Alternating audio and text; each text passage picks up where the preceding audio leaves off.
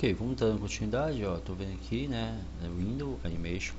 A gente chama, que nem você já viu, né, de pontos chaves, né, toda vez que você cria um keyframe, ou seja, um ponto-chave, é nele que você vai estar aí dando parâmetros, seja de posicionamento, rotação, redimensionamento, etc. Enfim, de que há um estado de mudança em relação à tua animação. E o que ocorre entre um keyframe e outro é nada mais nada menos do que a transição de um estado para o outro, ok? Cada quadro nada mais nada menos é do que a gravação de um estado de mudança, né? Desse período de transição, né? E aí a gente fez na última aula aqui, brincou um pouco com relação ao posicionamento e agora vamos estar inserindo alguns outros elementos, né? Como por exemplo, ó, Edge Curve, Transform, rotação, estado de rotação. Vamos brincar um pouquinho com a rotação. De cara, ele insere um keyframe para um estado aqui a partir do marco zero. De rotação, ó, eu expandi aqui a aba, eu posso trabalhar com rotação a partir dos eixos X, Y e Z. Eu posso digitar os valores, tanto assim a nível de posicionamento como de rotação, eu posso digitar os valores, tá? Eu tinha expandido sem querer aqui o de posicionamento, mas é o de rotação que vamos estar aqui falando agora. Além de ele estar se movimentando, nada impede que de repente digamos que se eu já tenho a concepção aí, que nem vocês viram no vídeo de animação de conceito de animação da aula anterior, se eu já tenho a concepção que eu estou com 30 frames por segundo, ou seja, cada 1 segundo eu tenho a passagem de 30 frames, então eu vou seguir o mesmo a mesma terminologia, tá? Nada impede que de repente eu faça um keyframe aqui, tá? Sei lá, no frame 10. A questão é a seguinte: uma animação, quanto mais frames tiver, mais natural ela será, ok?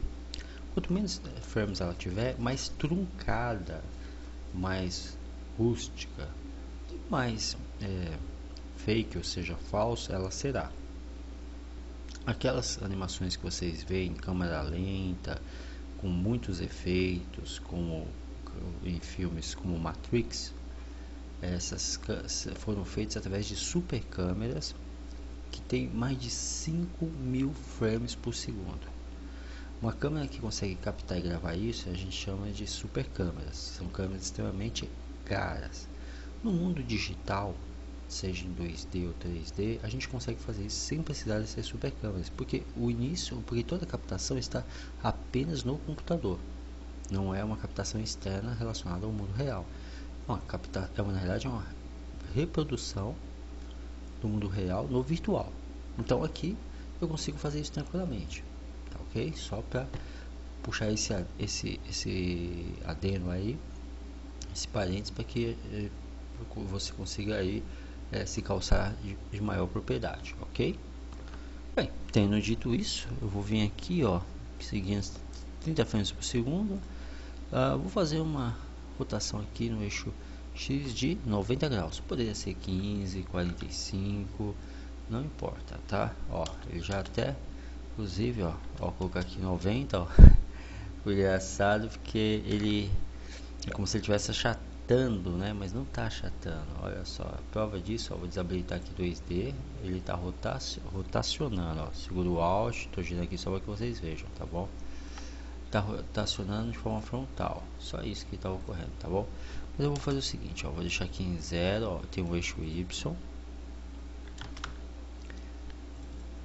que aí ele gira aqui, né, em relação X é o eixo frontal, Y é o eixo lateral e tem o eixo Z também, olha só. Mas eu vou brincar, eu posso mexer com todos os eixos de forma simultânea, olha que legal. De forma simultânea, vou jogar aqui 90 graus, ou eu posso mexer com todos os eixos de forma, como eu poderia dizer para vocês, intercalada, né? Ou seja, separada. Vou jogar aqui, ó, menos 90, porque você pode jogar negativo. Quando você joga negativo, você quer que a rotação ocorra ao sentido inverso, ou seja, em vez para a direita ou para a esquerda. Observe. eu criei um keyframe aqui, né? Ó, esses são os de posicionamento, ok? Que já havíamos feito criados. E esses são os de rotação. Tanto um quanto o outro, você pode simplesmente digitar os valores, tá? E aqui, ó, por exemplo, eu vou jogar 0 só para colocar no eixo 0 valores relacionados à posição inicial, tá? E aqui voltando para a rotação, sem blá blá blá, ó, clicou, olha só.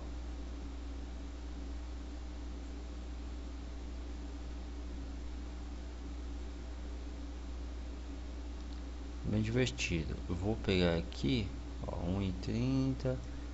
Vamos fazer o seguinte, que é jogar 90 negativo. E ainda aqui vou intercalar só para dar uma quebrada.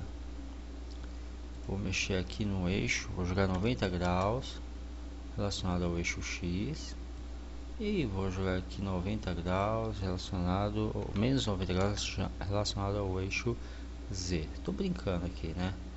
Não sei se aqui fosse uma folha de papel, esse personagem, alguma coisa assim, tá bom? Vamos dar um play para poder ver como ficou.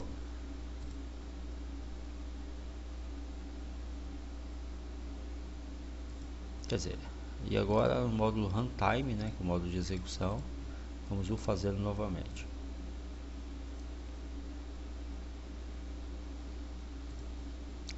Perfeito. Agora vamos botão direito do mouse, ou melhor, Edge Curve. Vamos vir aqui em Transform, opa, Edge Curve, Transform, Scale, falta o Scale. Scale é redimensionar. Tudo que eu expliquei para vocês tem a mesma validade. Porém, só quero frisar uma coisa, de que o scale é tamanho. O tamanho real de qualquer elemento é 1, porque qualquer elemento multiplicado por 1 é ele mesmo. 10 vezes 1, 10. 1 milhão vezes 1 é 1 milhão. 5 vezes 1, 5. 1 vezes 1, 1. Então, quer dizer, qualquer número multiplicado por 1 é ele mesmo. Então, o tamanho real de qualquer elemento é 1. Tá ok? Mas nada me impede de redimensionar de forma proporcional ou não proporcional. Então, por exemplo, eu estou aqui com um elemento, digamos que eu quero que ele mude para o dobro, depois de um segundo, ok? Deixa eu ver, pegar aqui, deixa eu desabilitar, ó, aqui a rotação, nada me impede também de simplesmente pegar e fazer, sabe o que?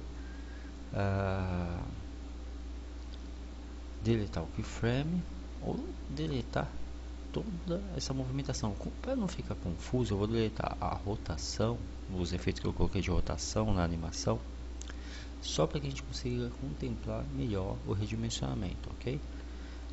Então eu vou pegar aqui e simplesmente teclo delete, pronto, acabou.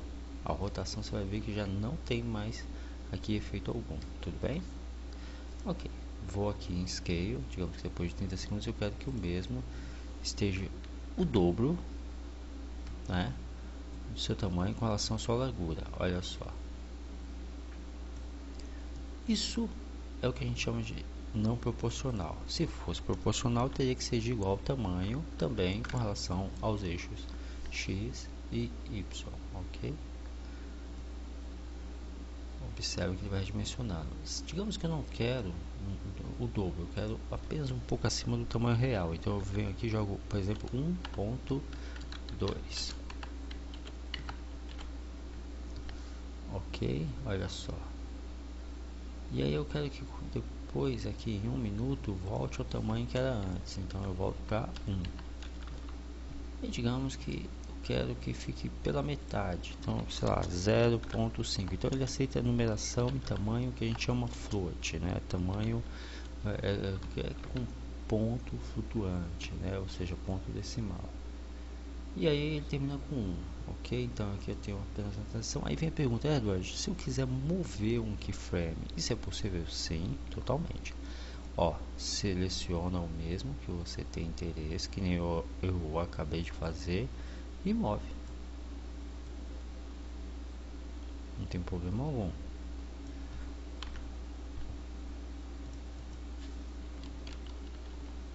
Tá? Ó, por exemplo, eu vou se mover com base num eixo.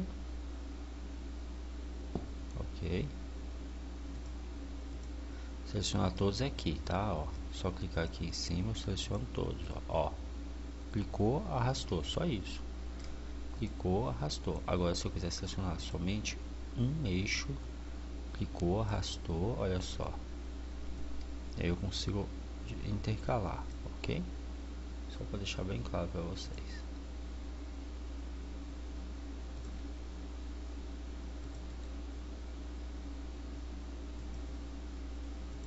Dá um play.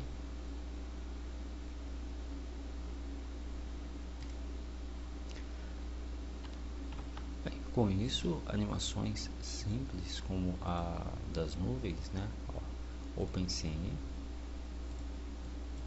Scenes, Level.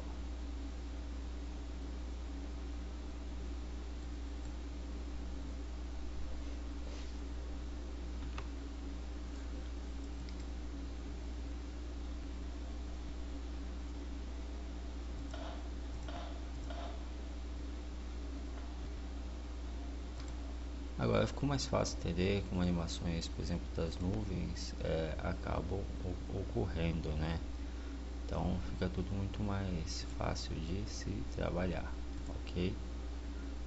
Próxima aula a gente vai estar dando continuidade, entendendo como é que podemos estar aí fazendo, trabalhando com som, né? Seguidamente vamos estar vendo como inserir nos próprios personagens e animá-los. Dúvida, é só entrar em contato comigo.